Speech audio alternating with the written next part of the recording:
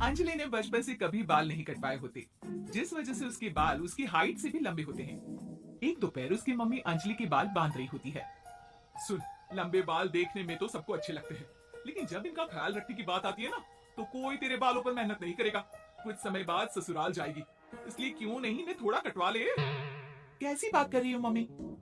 आप मेरे साथ मेरे बालों पर मेहनत तो करती ही हो, और चाहे कुछ भी हो जाए, अब मैं अपने बाल नहीं कटवा सकती। और आपको वजह तो पता ही है। अपनी बेटी को इतना खुश देखकर उसकी मम्मी आगे कुछ नहीं बोलती। इसके कुछ महीनों बाद ही अंजलि की उत्कर्ष के साथ शादी हो जाती है। तुम्हारे बाल बहुत अच्छे हैं, मेहनत साफ दिखती है।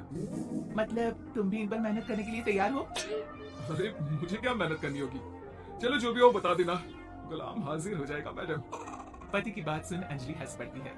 दिन बीतने लगते हैं, सब कुछ अच्छा चल रहा होता है, लेकिन सिर्फ उसी दिन तक जब तक सिर धोने की बारी नहीं आती। और वो दिन आते ही अंजलि उत्कर्ष के पास जाती है। सुनिए ना, मैं अकेले हेयर वॉश नहीं कर सकती, प्लीज हेल्प कर दो। अरे यार, आज तो बहुत इंपॉर्टेंट मीटिंग है, जल्दी ऑफिस पहुंचना है, कल कर लेना, पक्का मदद कर दूंगा, सॉरी यार। उत्कर्ष वहां से चला जाता है, जिसके बाद अंजलि शैम्पू की बोतल लिए सास के पास जाकर उनसे मदद मांगती है। जहां अंजलि की बात सुन सास जोर जोर से हंसने लगती है। बावली हो गई है क्या? तेरे बाल धोऊंगी, जब अकेले संभाले नहीं जाते तो इतने लंबे बाल किए ही क्यों? ये कहकर सास भी वहां से चली जाती है। अंजलि मन ही मन सोचती है, मम्मी सही बोलती थी, तारीफ सब करेंगे, पर थोड़ी भी मेहनत कोई नहीं करेगा। अब अंजलि खुद ही हेयर वॉश करने बाथरूम में चली जाती है। इस बात को 3 घंटे बीत जाते हैं, लेकिन अंजलि बाथरूम से बाहर नहीं निकलती। सास बाथरूम का दरवाजा खटखटाती है। अरे ओ महारानी, अंदर घर बसाने का प्लान है क्या? यहाँ सारे काम पड़े हैं, तेरे बालों की वजह से हम क्या भूखे मर जाए? सास की आवाज सुन अंजलि अगले ही पल बाहर निकल आती है, लेकिन सही तरीके से सिर नहीं धुलने पर उसके आधे बालों में शैम्पू और बाकी बालों से पानी बह रहा होता है। हाय नास पीटी, इतने घंटे लगा दिए फिर भी इन्हें ठीक से धो कर नहीं आई, अब क्या सारे घर में पानी पानी करती घूमेगी? अरे कहीं मुझे ही ना गिरा दियो। आज तक कभी अपने आप हेयर वॉश नहीं किया, हमेशा मम्मी हेल्प कर देती थी, इसलिए टाइम लग गया। अंजलि और उसके बालों से टपक रहे पानी का हाल देख सास अपनी ही जान बचाने के लिए बहू को दोबारा बाथरूम में ले जाकर उसका अच्छी तरह हेयर वॉश कर बालों का पानी निकाल देती है।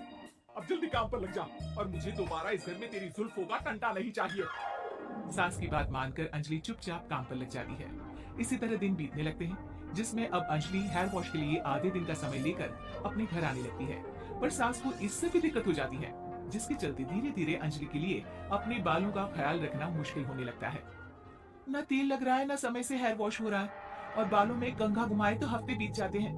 मुझसे अपने बालों की ऐसी दुर्गति देखी नहीं जा रही। इसी तरह दिन और दिनों के साथ महीने बीत जाते हैं, जिसमें अच्छे से ख्याल नहीं रखने की वजह से अब बाल रफ उलझे हुए होने के साथ साथ हेयर फॉल भी शुरू हो जाता है। अब क्या हमें अपने बालों में उलझा कर कूड़े में फेंकने का इरादा है?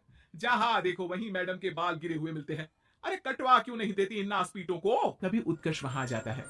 अरे कैसी बात कर रही हो माँ, आपके बोले बिना वो सब कुछ कर देती है, और बदले में जब सिर्फ अपने बालों के लिए जरा सी मदद चाहती है तो आप उसे ऐसी बातें सुनाती हो।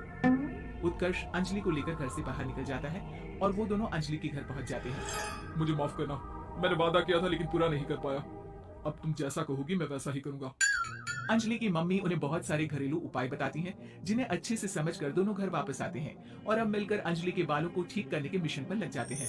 अरे पत्नी की सेवा में तो ऐसे लगा है जैसे इसके बालों में से खजाना निकल आएगा। इसी तरह कुछ महीने बीत जाते हैं, और धीरे धीरे अंजलि के बाल पहले जैसे हो जाते हैं। आधा सफर तो कंप्लीट हुआ, अब आधा बचा है। हाँ, कौन सा आधा? मैं समझी नहीं। मम्मी। अब अपनी मम्मी को बहू की कीमत समझाने के लिए पहले उत्कर्ष उनकी सब सहेलियों को घर बुला लेता है, और फिर अंजलि को उनके सामने लेकर जाता है, जिसे देख वहां बैठी सास की सभी सहेलियों का मुंह खुला का खुला रह जाता है। अरे वाह, तेरी बहू के बाल कितने सुंदर हैं। आज से पहले हमने कभी इन पर ध्यान कैसे नहीं दिया। और वैसे इतने लंबे बाल संभालना सबके बस की बात नहीं, लेकिन तुम्हारी बहू को देखकर लगता है कि ये इसमें प्रो है। वैसे बहू, लंबे बाल देवी की भी होते हैं और चुड़ैल की भी, इसलिए अपने अंतर्मन में कभी कुछ बुरा मत आने देना, और इस घर के लिए लक्ष्मी का रूप बनना।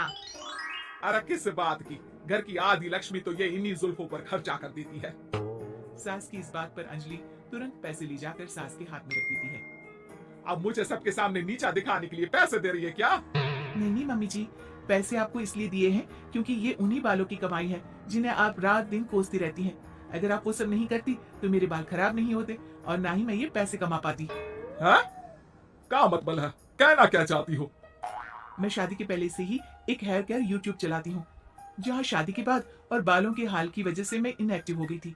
पर उस दिन जब उत्कर्ष और मैं मम्मी के पास उपाय पूछने गए, तो आइडिया आया कि अपनी हेयर प्रॉब्लम्स ओवरकम करने के साथ साथ इस प्रोसेस की वीडियो बनाकर उसे भी यूट्यूब पर डाल दूं तो। और अंजलि की इस आइडिया से वीडियो हिट हो गई, चैनल के सब्सक्राइबर भी बढ़े, साथ में व्यूज और पैसे भी मिले, जो इसने आपको देने के लिए सोचा। बहू की बातें सुन सास को अपने बर्ताव पर पछतावा होता है, और अब सास, बहू और पति सब मिलकर हेयर केयर और यूट्यूब चैनल पर काम करने